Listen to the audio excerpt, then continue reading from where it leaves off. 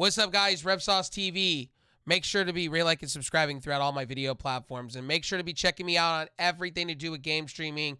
News down below for this wrestling news story about Ric Flair signing a 2-year deal. But before we get into that, make sure to check out my podcast, this super awesome Saucy Pod. I got new guests coming. I'm updating everything. I apologize that things are out of order and stuff like that. I had computer trouble, things like that. We got my computer upgraded and fixed.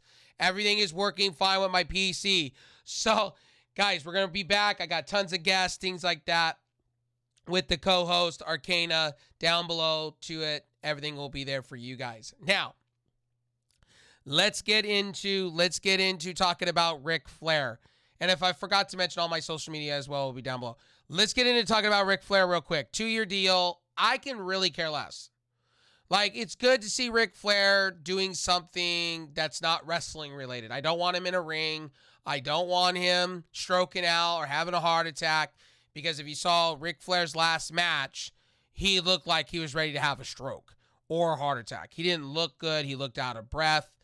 He should not be in a ring doing wrestling matches. He should be literally like a Jake the Snake Roberts. Have him come in as a manager, maybe managing somebody like Andrade would be perfect for Ric Flair. Wardlow, things like that. That's where you have Ric Flair come in and, do the whole promoting for matches and helping people out with their mic skills. You know what I mean? That's what you need to have Ric Flair come in, be a coach and maybe an advisor, maybe do something with producing. But you don't have him come in and wrestle a match. I'd be it'd be a terrible move to do for AEW. But maybe being outside of, Sting's last match, maybe, doing, a few one-offs here and there, I'm cool with over the next 2 years. It's a 2-year deal.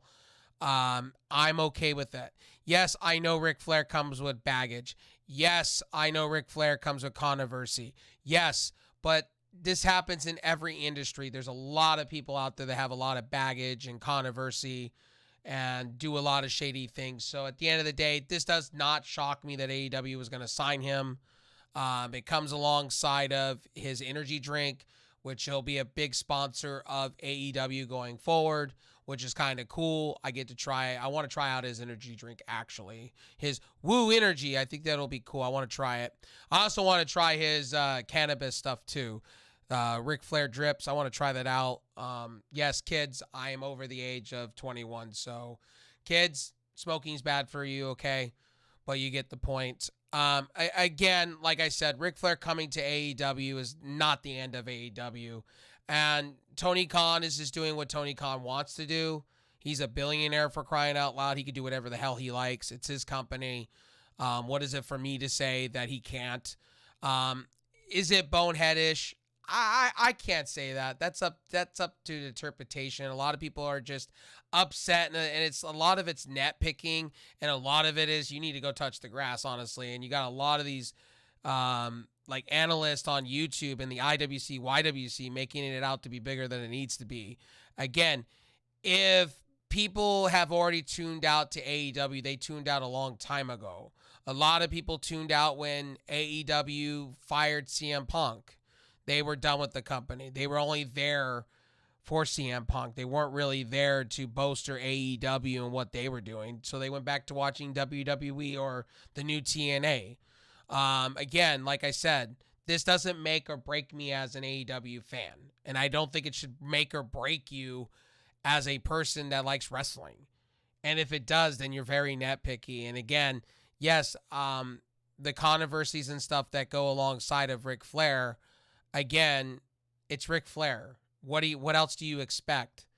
It's like WWE keeping Vince McMahon as the CEO of WWE or, the chair of the board or whatever. Again, should we be mad over those things? Should we be nitpicking over those things? Again, he hasn't been removed from power, as all these articles have stated. He's just been removed as power as far as creative goes. And as far as Ric Flair goes, again, you know what you're getting yourself into when it comes to Ric Flair. I think Tony Khan weighed the pros and cons and whatever. If people want to see him as a bonehead, as an idiot, whatever. But AEW has made some questionable moves, and so has WWE, and so has TNA. And at the end of the day, again, would we have the same conversation if TNA signed Ric Flair? Would we have the same conversation if WWE brought in Ric Flair and did the same type of deal? Would we bat an eye? I don't think we would. So at the end of the day, as long as he's not wrestling in a ring and he's being a talking piece and a manager for some people, great. If he's doing dealings, kind of like a Paul Heyman kind of guy, I'm cool with that. Ric Flair did say this is a new era for him. This is a breath of fresh air for him, a change. And I want to see if he's a changed person. He said he went through a lot of shit. I want to see if he's changed. I want to see if he's different. And being a manager, I'm kind of interested to see what he's going to do. If it's anything like Jake the Snake, it should be good. I hope. But at the end of the day, I could care less about all this. Like, to be honest with you, this is honestly AEW doing AEW things. This is typical AEW at this point. They just sign people sometimes to sign people. And, you know, the thing is, I just hope it doesn't take airtime away from other people that need to be there, like Keith Lee, Miro, CJ Perry. There's a lot of wrestlers there that I think Ric Flair could work with and make them better. I think Keith Lee would be one that I think Ric Flair can go be a manager for and build Keith Lee up to be more than light. But that's just me, larger than life. I think that, you know, I think, you know, Keith Lee could be one that he can do. Honestly, I think Ric Flair could possibly work with the Murder Hawk, Lance Archer. I think he can work with Andrade. I think, you know, if Ric Flair wanted to have his own little bloodline, he could within AEW. And I don't think Tony Khan would complain about that. I think, or Ring of Honor, whatever.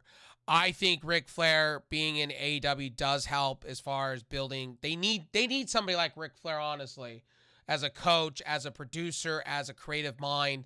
They need more of this. They need to start building up the future. And I think when you bring Ric Flair in as a coach, maybe on-screen character, you know, Ric Flair has a lot of insight. That's a good move to me. If they do it the way I think they're going to. If they have him in here and it's all about energy drinks and him trying to take time away, I think it's a bad deal. But at the end of the day, if Ric Flair's coming in, he said to help out talent and to be a producer, creative mind, help Tony Khan out, then at the end of the day, what are we complaining over? Like, us as a wrestling fan, what are we fucking complaining over? And I'm really getting tired of the IWC and YWC shitting on everything lately AEW is doing. AEW had one bad week. They have been really good up until recently.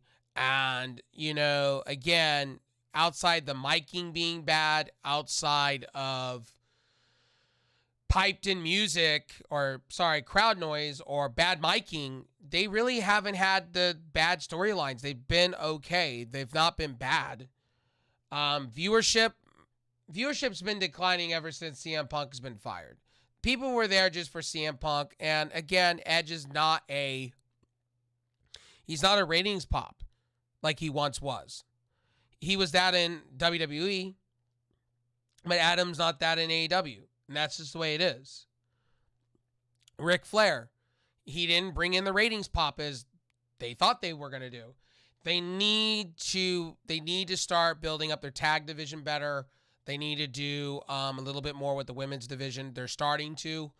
I think it's a little too late. I think, you know, they need to fix some things. And it's good the Young Bucks are turning heel. Thank God. Thank God for that. Okay? At the end of the day, guys, Ric Flair signing with AEW, and I got far off track. I could care less. You should care less. If it's not taking away from wrestling talent being on air, and it's only a here and there thing, or he's just a producer or a coach, or being a manager, or maybe he gets his own faction, I can care less. To be honest with you, I can freaking fucking care less. If he's not wrestling in a ring, he's not going bananas, or maybe he gets shoved here and there, kind of like Paul Heyman. If they treat it like a Paul Heyman, I'm okay with that. Again, like I said, Ric Flair's feeble. He's old. He's paid his dues. He collected a check. the end of the day, who wouldn't collect a check from Tony Khan? Honestly, Tony Khan's giving out money like it's coming out of style, like it's water. So at the end of the day, and it gives Ric Flair a deal to where he can promote his drips and also his energy drinks. What do I care at the end of the day? Hey, Ric Flair's feeble and old. We may be having our last years with Ric Flair, honestly. Why don't we just enjoy it for what it is? Stop complaining. If you have to sit there and get this angry in a video, you need to go touch the grass, dude. Seriously, some of these wrestling channels out there, I'm mad to be mad, and I'm going to be fucking mad to be mad. And it's like, dude, go touch the fucking grass. Please, do me a favor. Just go touch the grass. Honestly, Ric Flair, who gives a shit he signed with AEW?